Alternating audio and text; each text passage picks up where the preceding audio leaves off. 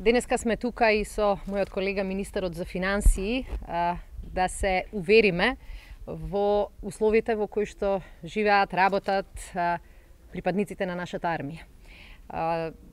Јасно е дека она што и јавноста го коментира се покажува и овде во Штип, а тоа е дека навистина долг низ години не се инвестирало доволно во условите за работа во армијата и нашата цел како влада беше и останува да ја вратиме НАТО интеграцијата, членството на Македонија во НАТО на врв на нашите приоритети.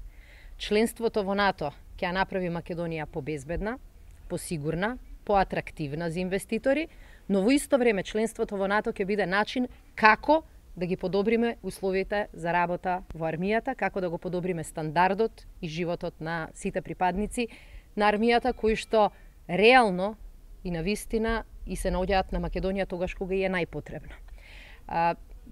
Мене ми е задоволство како министер за одбрана да кажам дека владата навистина го виде членството во НАТО како приоритет, кој значи дека за истото треба да се обезбедат и пари. И вие бевте информирани, јавноста беше информирана, нашите НАТО партнери беа информирани дека владата уште пред повеќе недели донесе одлука секоја година да го зголемува буџетот за одбрана и да покаже дека членството во НАТО е стратегиски приоритет за Македонија, за владата, за институциите. Меѓутоа, денеска ми е задоволство да кажам дека после долги преговори кои што ги водевме и во рамки на владата и со министерот за финансии, успеавме да обезбедиме не само повеќе средства за одбраната во 2018, туку да обезбедиме и доволно средства за да сите припадници на армискиот состав, сите оние кои што се во служба на армијата, од јануари месец 2018 добијат покачување на плата во износ од 10%. Тоа се случува после долго време, после неоправдано долго време, и со право припадниците на армијата критикуваа дека во целиот овој период биле занемарени и заборавени. Сакаме да ја исправиме таа неправда, сакаме да ги подобриме условите за работа, сакаме да покажеме дека Македонија е определена реално за членство во НАТО. Членството во НАТО значи и вистинска стратегија, и добри политики, и нова опрема, ама значи и мотивиран кадар. Ова е еден од начините како Македонија ќе покаже дека е многу сериозна во своите напори. И сакам да се заблагодарам и на министерот за финансии, со кој заедно со премиерот разговаравме во текот на минатата недела за разбирањето и за прифаќањето на овие аргументи кои што се базираат на бројки и на факти.